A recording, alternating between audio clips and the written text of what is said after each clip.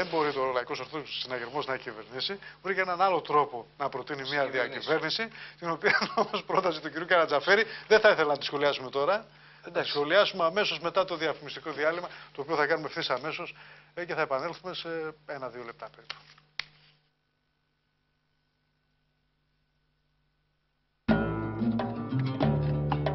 Στο κέντρο της Θεσσαλονίκης, Εγνατίας 109, λειτουργεί η Αγιορητική Εστία.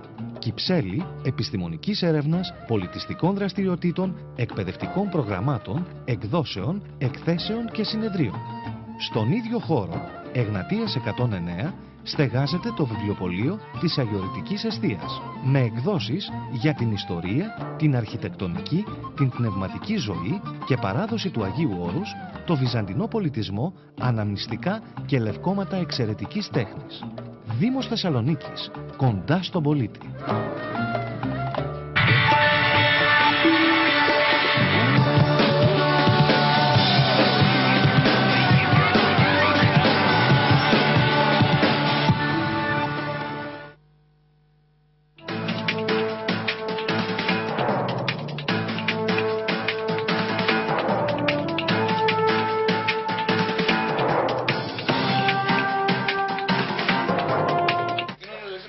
Λοιπόν, κυρίες και κύριοι, επανερχόμαστε. Τα τηλέφωνα μας είναι γνωστά. 265-828-231-0 φυσικά.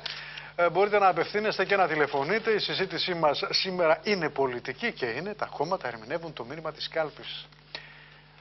Κόμματα όμως με εκπροσώπους από την περιφέρεια που έχουμε την τιμή και τη χαρά να έχουμε σήμερα εδώ κοντά μας και να τους αναφέρω έτσι εντάχει. Ο κ. Κωνσταντίνος Μαντζόφας, αντιπρόεδρος ΝΟΔΕ, Νέας Δημοκρατίας Χαλκιδικής και υπεύθυνος τύπου του κόμματος. Ο κ. Ιωάννης Μαλτσάρης, ο Γενικός Γραμματέας Νομαρχιακής Πασόκ Πιερίας. Ο κ. Νίκος Κούρος, μέλος του Γραφείου του Κομμουνιστικού Κόμματος Κεντρικής Μακεδονίας. Ο κύριος Δημήτρης Χαμπίδης, συντονιστικό ΣΥΡΙΖΑ Νομού Ημαθίας, και ο κύριος Αριστίδης Πέντζης, μέλος της Νομαρχιακής Επιτροπής Λαϊκού Ορθόδοξου Συναγερμού Κιλκής, με τον οποίο βεβαίως είχαμε κλείσει αυτό το κύκλο έτσι, το πρώτο κύκλο της συζήτησης. Και βεβαίως η πάσα προς τον κύριο Μαντζούφα, από τον οποίο αρχίζει ο δεύτερος κύκλος, είναι τι γίνεται με το ενδεχόμενο της συνεργασίας, με το οποίο φλερτάρει το τελευταίο διάστημα πάρα πολύ ο Λαϊκός Ορθόδοξος Συναγερμός, φουσκωμένος, τα έχοντας στα μπράτσα του το 7 και κάτι τα 100 από τις ευρωεκλογές και αισθανόμενος περισσότερο δυνατός. Όπως γνωρίζουμε όλοι τι προηγήθηκε την εβδομάδα που μας πέρασε, αλλά να θυμίσω όμως ότι ο κύριος Καρατζαφέρης και εχθές από τη Real News, την εφημερίδα, έκανε πρόταση κυβερνητικής συνεργασίας με τη Νέα Δημοκρατία, αποδίδοντας το όχι του κυρίου Καραμαλή σε ένα γυνάτι, το οποίο αφαιρεί, όπως λέει, δικαίωμα έκφρασης από πολλούς βουλευτές. Κύριε Ματζούφα, πριν μου απαντήσετε, να μεταφέρω και τις ερωτήσεις των τηλεθεατών μας, οι οποίες είναι αρκετές και έρχονται έτσι υπό μορφή καταιγιστική. Ο κύριος Τσανάκας, ο κύριος Λάζαρος Τσανάκας αναφέρει ότι πολλοί δημοσιογράφοι, παραδείγματος χάρη ο Λαζόπουλος δεν είναι δημοσιογράφος, είναι κάτι σαν ένας σύγχρονος Αριστοφάνης, ο οποίος κάνει σάτυρα. Ο άνθρωπος ασχολείται και με θέματα της επικαιρότητας, όπως και όλοι αυτοί οι οποίοι ασχολούνται με τη σάτυρα. Αλλά δημοσιογράφος δεν είναι. Διορθώνω. Χάιδεψαν, λέει, και χαϊδεύουν τα αυτιά όσων δεν πήγαν να ψηφίσουν, γιατί απογοητεύτηκαν από τα δύο κόμματα που κυβέρνησαν και δεν είδαν κανένα άλλο να τους εκφράζει σε αυτούς που ανήκουν στο λαό. Πρώτον, έχουν χάσει την ταξική τους συνείδηση. Δεύτερον, η κρίση που περνάει κρίση. Τρίτον, όπως έκαναν λάθος που ψήφισαν χρόνια αυτούς που τους απογοήτευσαν, έτσι κάνανε και τώρα και δεν πήγαν να ψηφίσουν. Και τέταρτον, δεν είδαν το Κομμουνιστικό Κόμμα που 90 χρόνια αγωνίζεται για τα λαϊκά συμφέροντα και έχει την σφραγίδα του σε κάθε λαϊκή κατάκτηση. Και τέλος, αν αυτό συμβαίνει, αυτή η συμπεριφορά χρήζει ψυχιατρικής εξέτασης. Είναι ένας κόλαφος του κυρίου Τσανάκα, του Λάζαρου Τσανάκα, απέναντι σε αυτά που λένε, αυτοί που λένε, δηλαδή που δικαιολογούν αυτούς που δεν πάνε να ψηφίσουν, και νομίζουμε ότι εδώ αυτό είναι και το σωστό. Αγαπητοί φίλοι, κύριε Κούρο, θέλουμε σε εσάς, αυτό και το σωστό, αυτό είπατε και εσείς προηγουμένως, ότι σημασία έχει όλοι να καταθέσουν, έστω και αν έχουν αντίθετη άποψη. Έστω και αν έχουν να πάνε να ψηφίσουν και τα δύο μεγάλα κόμματα, να πάνε να ψηφίσουν. Με αποχή δεν πρόκειται να αλλάξει η εφαρμοζόμενη πολιτική. Ακολουθούσε και το Πασόκ και η σημερινή Δημοκρατία. Λοιπόν, η αποχή που υπήρχε είναι μια παιδική αντίδραση, λέει κάποιος άλλος φίλος τηλεθεατής, στο να τρέχουν στις παραλίες και να μην κοιτάνε τα πράγματα κατάματα. Κύριε Ματζούφα, ο Κοσμάς λέει: ο εκλογικός νόμος είναι ηθικός, η κυβέρνηση είναι ηθική. Ο Πρωθυπουργός είναι ηθικός. Κυβερνά μια κυβέρνηση με 30% και η αντιπολίτευση έχει το 70%. Είναι ερωτήματα στα οποία θα ήθελα να τα σχολιάσετε. Για ποιο λόγο το Κομμουνιστικό Κόμμα στέλνει ευρωβουλευτές? Αυτό θα σας το κάνω μετά εσάς. Δεν την κάνω ευρωβουλευτές. Γιατί στέλνει ευρωβουλευτές. Ναι, γιατί στέλνει ευρωβουλευτές στο Ευρωπαϊκό Κοινοβούλιο, αφού θέλει να μην είμαστε στην Ευρωπαϊκή Ένωση. Όμως δεν θέλω να απαντήσετε τώρα, απαντήσουμε αργότερα. Και τι θα γίνει με τον νόμο Παυλόπουλο για τον ΑΣΕΠ ο καθένας? Βέβαια, έχει και τον πόνο του. Τι θα γίνει με τον νόμο Παυλόπουλου για τον ΑΣΕΠ? Αυτό, κύριε Ματζούφα, είναι αυτό που λέγαμε προηγουμένως, που λέγατε κι εσείς για την καθημερινότητα. Για τα συγκεκριμένα προβλήματα που πρέπει να ξεδιπλώσει η κυβέρνηση, για αυτά στα οποία θα πρέπει να δώσει βάρος. Αναφερθείτε σε αυτό, δώστε και μια απάντηση στο θέμα περί συνεργασίας και βεβαίως σχολιάστε, αν θυμάστε, αυτές τις ερωτήσεις που έκαναν οι φίλοι τηλεθεατές.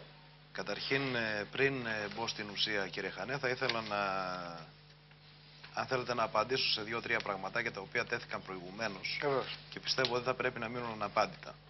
Πρώτα απ' όλα, όπως έλεγε και ένας παλιός πολιτικός για τους εκλογικούς καταλόγους που ακούστηκε προηγούμενα.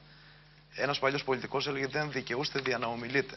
Το ΠΑΣΟΚ δεν δικαιούται να ομιλεί για εκλογικούς καταλόγους, όταν θυμόμαστε το 2000 τι έγινε με τα καραβάνια, με τους Ρωσοπόντιους και τα ξενοδοχεία εδώ στη Θεσσαλονίκη. Είναι υποτιμητικό. Και τα ξενοδοχεία εδώ στη. Αφήστε τα αυτά, δεν περνάνε. Όχι, δεν περνάνε, όχι, συγγνώμη. Η ουσία. Σας αφήσω να κοντρολίσετε λίγο να ανεβεί τηλεθέαση ή να σας πω, ας πούμε, ότι αυτά που λέτε και οι δύο, αν μου επιτρέψετε, και αυτά που λέτε και οι δύο, και θα ήθελα, κύριε Ματζούφα, έτσι να κάνετε μια στρατηγική υποχώρηση. Διότι δεν είπε, αν κατάλαβα καλά ο κύριος Μαλτζάρης, δεν είπε, ας πούμε, ότι δεν άφησε καμία μορφή κατά της Νέας Δημοκρατίας, αν κατάλαβα καλά. Για το θέμα αυτό των καταλόγων, διότι είναι δεδομένο και επί ΠΑΣΟΚ ότι πολλοί εκλογικοί κατάλογοι χρειάζονται μια τακτοποίηση. Δηλαδή δεν είναι κάτι που φταίει η Νέα Δημοκρατία ή το ΠΑΣΟΚ. Ακούστε κάτι. Αν έχει υπομονή ο κύριος Ματζάρης, μπορεί να απαντήσει στη συνέχεια. Εγώ, αν θέλετε, το αποδέχομαι αυτό το οποίο λέει. Εντέχνος όμως το λέει για να αποφύγει αυτό το οποίο είπα εγώ. Ποιο?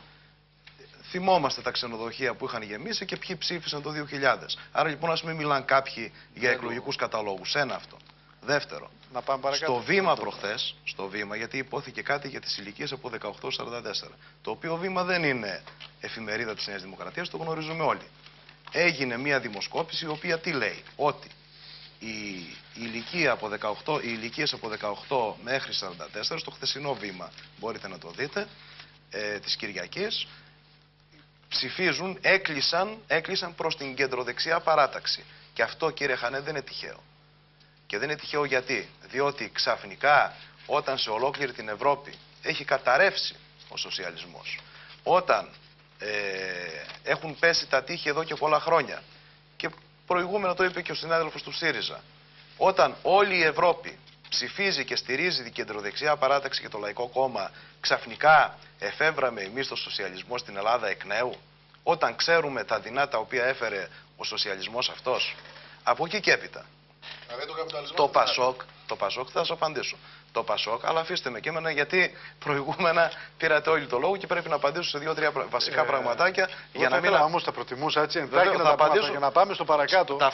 Ταυτόχρονα, κύριε Χανέ. Μην προσπαθείτε γιατί ξέρω ότι τα βλέπετε κάποια φορά τα πράγματα και λίγο από ψηλά και για να ξεγλιστρήσετε, ας πούμε. Καθόλου. Πάτε αλλού. Ταυτόχρονα απαντώ και σε αυτά τα ερωτήματα. Ταυτόχρονα. Έτσι. Λοιπόν, επίσης, το ΠΑΣΟΚ βιάζεται πάρα πολύ από ό,τι φαίνεται. Γιατί βιάζεται? Δεν ψήφισε ο ελληνικός λαός στην κυβέρνηση της Νέας Δημοκρατίας το 2007 για μία τετραετία?